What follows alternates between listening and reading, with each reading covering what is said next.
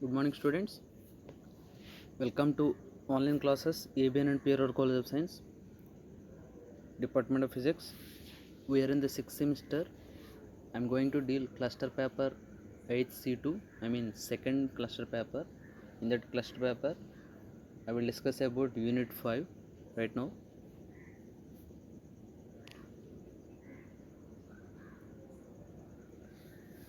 So the title of the paper is Wind, Hydro and Ocean Energies. So దీంట్లో unit 5 video గురించి చెప్తున్నాను. ఈ unit 5 యొక్క title ఏంటంటే టైడల్ ఎనర్జీ.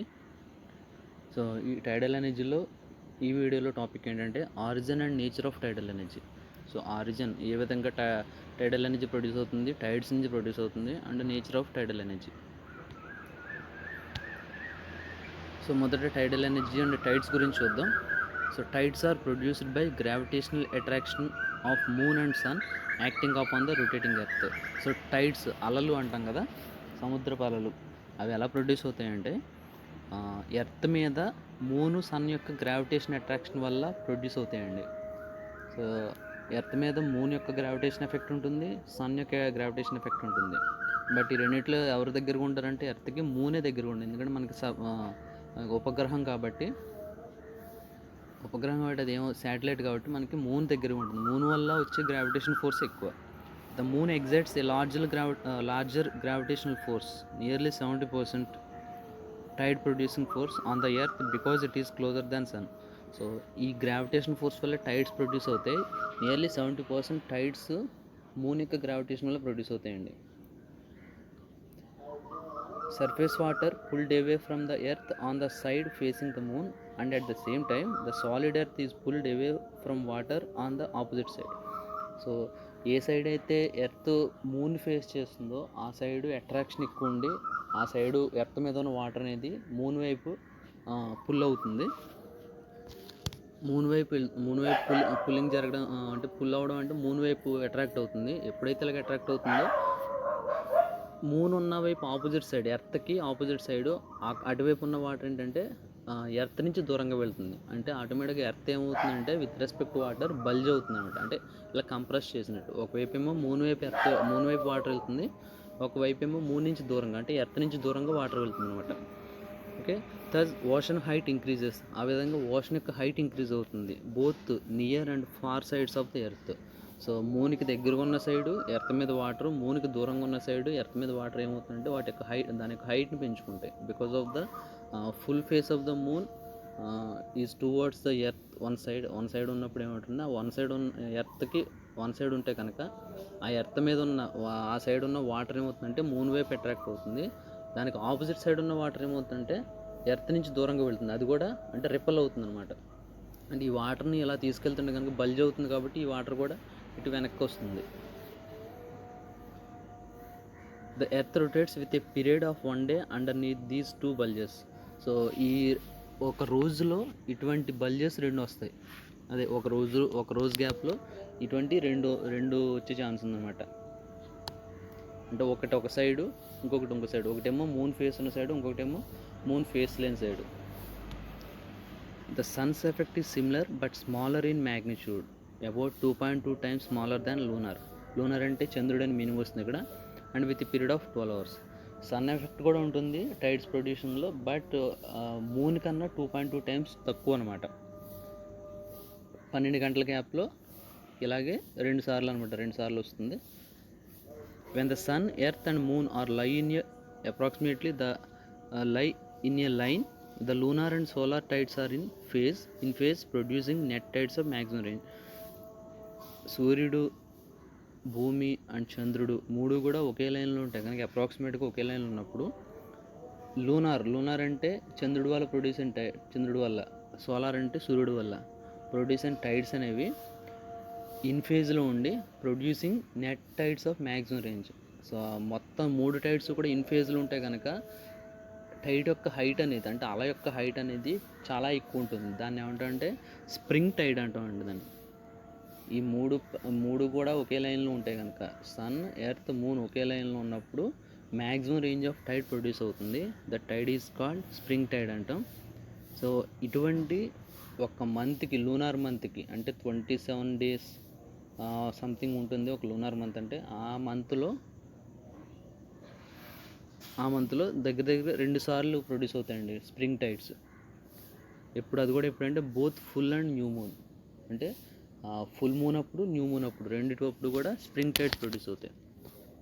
ఇన్ కేస్ ఒకే లైన్లో లేకుండా మూన్ ఎర్త్ డైరెక్షన్ పర్పెండిక్యులర్గా ఉంటే కనుక, sun earth and moon earth direction, సన్కి ఎర్త్కి మధ్య 90 degrees ఉన్నప్పుడు, మూన్కి ఎర్త్కి మధ్య 90 degrees ఉన్నప్పుడు దాన్ని క్వాడ్రేచర్ అంటారు.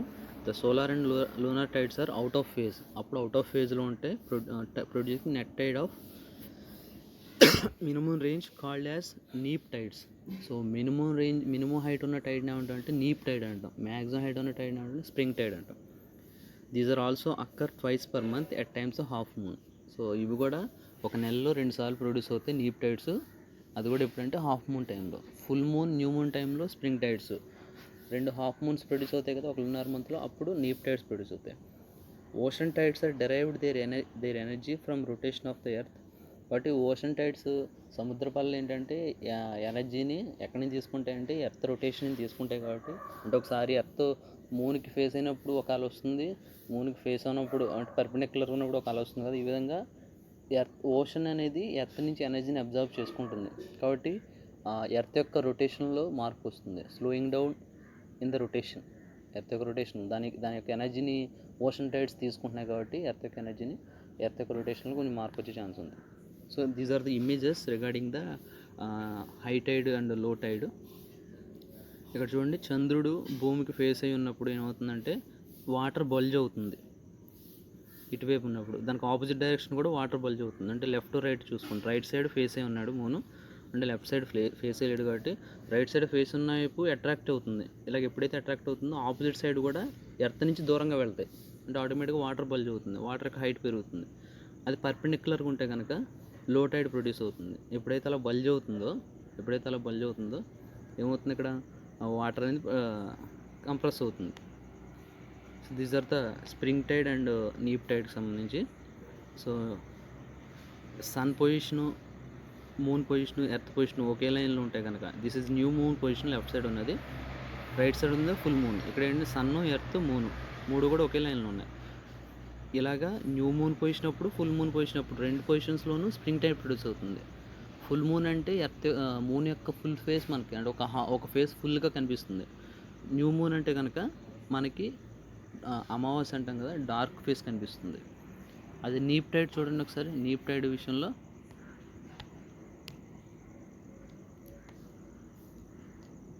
Sun position, earth position and moon position, సన్కి ఎర్త్కి మధ్య 90 degrees, మూన్కి ఎర్త్కి మధ్య 90 degrees ఉన్నప్పుడు ఎటువంటి టైడ్ ప్రొడ్యూస్ అవుతుందంటే నీప్ టైడ్ ప్రొడ్యూస్ అవుతుంది. ఓకే, అంటే low range of tide produce అవుతుంది.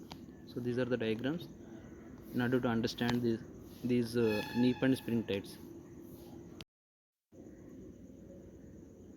Dear students, welcome to online classes AVN and PRR College of Science, Department of Physics. We are in the 6th semester for dealing cluster paper HC2. The title is Wind, Hydro and Ocean Energies. So in this unit, in unit 5, I am going to deal today wave energy. So the title of the unit 5 is tidal energy. In this paper I am going to deal in this video wave energy. So wave energy గురించి discuss చేసుకుందాం ఈ వీడియోలో. So this is lecture number 2 in unit 5. So coming to the topic, wave energy. So wave energy, also known as ocean energy or sea wave energy, is energy harnessed from ocean or sea waves. So సముద్రపు waves నుంచి ఎనర్జీని మనం తీసుకుని దాన్ని useful work కింద చేయడం అనమాట. సముద్రపు వేవ్స్కి ఎనర్జీ ఉంటుందండి. ఎందుకంటే సముద్రం మీద గాలి వీచినప్పుడు, విండ్ ఫ్లో అయినప్పుడు ఆ వేవ్స్ ప్రొడ్యూస్ అవుతాయి. ఆ వేవ్స్ నుంచి ఎనర్జీని ప్రొడ్యూస్ చేస్తారు. సో ఆ టెక్నాలజీస్ కూడా ఉన్నాయి, డిఫరెంట్ టెక్నాలజీస్ ఆ వేవ్స్ నుంచి కూడా. సో ఆ విధంగా వేవ్ ఎనర్జీని అబ్జర్వ్ చేసుకోవచ్చు మనం. Energy that is captured by wave energy. So wave energy technologies to do useful work. So wave energy technologies నుంచి మనం క్యాప్చర్ చేసిన ఎనర్జీని ఎందుకు ఉపయోగిస్తారంటే ఎలక్ట్రిసిటీ జనరేషన్ కోసం ఉపయోగిస్తారు, desalination of water and pumping of water into reservoirs. Electricity generation కోసం ఉపయోగిస్తారండి. Desalination అంటే salt లేకుండా వాటర్ని ప్యూరిఫై చేయడం అంట డీశాలినేషన్ అంటే కనుక. ఇంకోటి ఏంటంటే పంపింగ్ ఆఫ్ వాటర్ ఇంటూ రిజర్వాయర్స్లోకి వాటర్ని పంప్ చేయడం కోసం ఉపయోగిస్తుంటారు. ఈ వేవ్ ఎనర్జీ నుంచి క్యాప్చర్ చేసిన ఎనర్జీని ఉపయోగించి అనమాట. Wave energy or wave power is essentially power drawn from waves. So waves నుంచి మన తీసిన ఎనర్జీని ఏమంటాం అంటే వేవ్ పవర్ అనొచ్చు, వేవ్ ఎనర్జీ అనొచ్చు. When wind blows across the sea surface it transfers the energy to the waves. They are powerful source of energy. So wind అనేది సముద్ర సర్ఫేస్ మీద బ్లో అవుతున్నప్పుడు అంటే వీస్తున్నప్పుడు ఆ విండ్ వల్ల వేవ్స్ ప్రొడ్యూస్ అవుతాయి. సో ఆ విధంగా అంటే విండ్ అనేది సముద్ర సర్ఫేస్లో ఉన్న వాటర్కి ఎనర్జీ ఇచ్చేసరికి ఏమవుతుందంటే వేవ్స్ కింద మారుతుంది. అంటే విండ్ ఎనర్జీ దేని కింద మారిందంటే వేవ్ ఎనర్జీ కింద మారిందని మీనింగ్ ఎక్కడ వస్తుంది. These are the powerful source of energy. చాలా ఎక్కువ పవర్ జనరేట్ చేయగలవు ఈ వేవ్స్ అనేవి. The energy output is measured by wave speed, wave height, wave length and water density. So ఎంత ఎనర్జీ ఇస్తుంది అనేది దేన్ని బట్టి డిసైడ్ చేస్తారంటే వేవ్ స్పీడ్ బట్టి, అవి ఎంత స్పీడ్తో వెళ్తుందని దాన్ని బట్టి, అండ్ వేవ్ హైట్ బట్టి ఎంత హైట్ ఆఫ్ వేవ్ వచ్చిందని దాన్ని బట్టి, అండ్ వేవ్ లెంత్ బట్టి, అండ్ వాటర్ డెన్సిటీ బట్టి, అక్కడ ఉన్న వాటర్ డెన్సిటీ బట్టి కూడా డిసైడ్ చేస్తారు.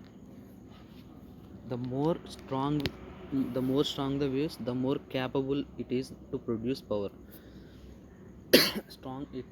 ఎంత స్ట్రాంగ్ వేవ్ అయితే అంత ఎక్కువ పవర్ జనరేట్ చేయగలదు అని మీనింగ్ వస్తుంది. The captured energy can then be used for electricity generation, powering plants or pumping of water. So ఇది ఆల్రెడీ మనం డిస్కస్ చేసుకుందే. ఎలక్ట్రిసిటీ జనరేషన్కి పవరింగ్ ప్లాంట్స్కి అంటే పవర్ ప్లాంట్స్కి అంటే ఇవ్వడం కోసం, ఆ పవర్ ప్లాంట్స్కి అది ఎనర్జీ ఇచ్చి దాన్ని ఎలక్ట్రికల్ ఎనర్జీ కింద మార్చడం కోసం, ఆర్ లేదా పంపింగ్ ఆఫ్ వాటర్ని పంప్ చేయడం కోసం ఉపయోగిస్తారు దాన్ని. It is not easy to harness power from wave generator plants, and this is reason that there are very few wave generators plants around the world. So waves నుంచి ఎనర్జీని observe చేయడం అనేది చాలా కాంప్లికేటెడ్ ఇష్యూ. అందుకని చాలా తక్కువ plants ఉన్నాయి. Wave energy plants అనేది ఓవరాల్ వరల్డ్ తక్కువ ప్లాంట్స్ ఉన్నాయి. సో అడ్వాంటేజెస్ చూద్దాం. గ్రీన్ అంటే ఎటువంటి పొల్యూషన్స్ రిలీజ్ చేయదని meaning. Harnessing the wave energy comes without the emission of harmful green house gases. ఎటువంటి గ్రీన్ హౌస్ గ్యాసెస్ ఎమిషన్ ఉండదు. Renewable wave power is also renewable since this energy source ultimately comes from the heat energy that is emitted from the sun, so it will be available for long time until as long as sun gives heat and light. So wind అనేది ఎప్పుడు blow అవుతుంది? Temperature difference ఉన్నప్పుడు. Temperature difference అంటే sunlight ఉండాలి compulsory. Sun light ఉంటాయి కనుక temperature difference ఉంటుంది. So sun heat ఉన్నంతసేపు కూడా విండ్స్ అనేవి ఫ్లో అవుతున్నంతసేపు కూడా వేవ్స్ అనేవి ప్రొడ్యూస్ అవుతాయి. కాబట్టి ఇవి రెన్యూబుల్ ఎనర్జీ సోర్సెస్. ఎటువంటి ఎక్స్ట్రా కాస్ట్ పెట్టక్కర్లేదు. ఇవి ఓకేనా, ఫ్రీ ఆఫ్ కాస్ట్ తోటి మనకి సన్ హీట్ ఉన్నంతసేపు కూడా ఇవి ప్రొడ్యూస్ అవుతుంటాయి. అండ్ ఎనార్మస్ ఎనర్జీ పొటెన్షియల్, ఎక్కువ ఎనర్జీని ఇవ్వగలవు. ఎక్కువ ఎనర్జీ సోర్స్ ఉంటుంది inside the waves. The amount of power in waves is huge. The energy density is typically around 30 to 40 kilowatt per every meter, 2.2 feet of a wave along the shore. ఒక 2.2 feet metre ఉన్న length ఉన్న ఒక వేవ్లో ఎంత energy ఉంటుందంటే, typically ఎంత power ఉంటుందంటే 30 to 40 kilowatt power ఉంటుంది. అంత పవర్ జనరేట్ చేయగలదు అది. And reliable, waves are hardly interrupted and almost always in motion. So ఇప్పుడు కూడా విండ్ అనేది ఫ్లో అవుతుంటే వేవ్స్ అనేది మోషన్లోనే ఉంటాయి కంపల్సరీగా. ఇప్పుడు this makes generating electricity from wave energy is reliable energy source at least when you compare them to solar and wind. So almost సముద్రపు waves అనేది ఎప్పుడు వస్తూనే ఉంటాయండి. సో కాబట్టి సన్లైట్ అంటే కొన్ని రోజుల్లో సన్లైట్ ఉండొచ్చు, కొన్ని రోజుల్లో విండ్ ఉండొచ్చు, వాట్ ఎవర్ మేబీ. కానీ సముద్రపు వేవ్స్ అనేవి కంటిన్యూస్గా వస్తూ ఉంటాయి, మీరు అబ్జర్వ్ చేస్తూ ఉంటారు. కాబట్టి సముద్రపు వేవ్స్ నుంచి ఎనర్జీ తయారు చేయడం అనేది అంటే ఎప్పుడు కూడా తయారు చేయొచ్చు, రిలయబుల్ అనమాట when compare to solar and wind. Wave and wind energy has a larger potential during the winter సీజన్లో ఎక్కువ పొటెన్షియల్ జనరేట్ చేయగలరు వేవ్ అండ్ విండ్. డిసడ్వాంటేజ్ చూద్దాం. ఎన్విరాన్మెంటల్ ఎఫెక్ట్స్ ఉంటాయి. Power farms on shore that are visible from land may cause conflicts with tourism and local acceptance. Due to this, coastal installations and facilities on land has to meet higher restrictions in terms of size and locations. So టూరిస్టులు తిరిగే ఏరియాస్లో ఈ power plants construct చేస్తారు. అలా చేయడం వల్ల ఏమవుతుందంటే అంటే ఐ మీన్ ఆ టూరిజం అనేది డిస్టర్బ్ అయ్యే ఛాన్స్ ఉంది. టూరిజం డిస్టర్బ్ కాబట్టి ఈ ప్లాంట్ కన్స్ట్రక్ట్ చేయాలంటే కనుక ఎక్కువ కాస్ట్ పెడితేనే కానీ అక్కడ పర్మిషన్స్ రావన్నమాట. సో కాస్ట్ ఒకటి. Wave power is in very early stages of development which makes speculating on cost hinder. Wave resources, connections to the power grid, and the lifespan of the technology are just a few factors that result in different cost for different projects. Of these factors, the lifespan is the most uncertain one, since this is a relatively new technology and we are lacking data on how. Cost అనేది ఒకటి drawback. ఎందుకంటే దీన్ని construct చేయాలంటే కనుక different permissions కావాలి. And wave resources, connections to the power grid, and the lifespan of technology are just a few factors that result in different cost for ఇక్కడ wave resources కానీ power grid connections కానీ లేదా life span of the technology, ఆ wave power generate చేసే technology కానీ ఇవన్నీ కూడా different ప్లాంట్స్కి different కాస్ట్తో కూడుకున్నాయి. కాబట్టి కాస్ట్ అనేది ఒక డిసడ్వాంటేజ్. అప్లికేషన్స్ ఏంటంటే ఎలక్ట్రిసిటీ ప్రొడ్యూస్ చేయడానికి ఉపయోగిస్తారు, డీసాలినేషన్ ఆఫ్ వాటర్కి ఉపయోగిస్తారు, and pumping of water to the certain height, రిజర్వాయర్లోకి పంప్ చేయడం, వాటర్ని పంప్ చేయడం ఉపయోగిస్తుంటారు. ఓకేనండి.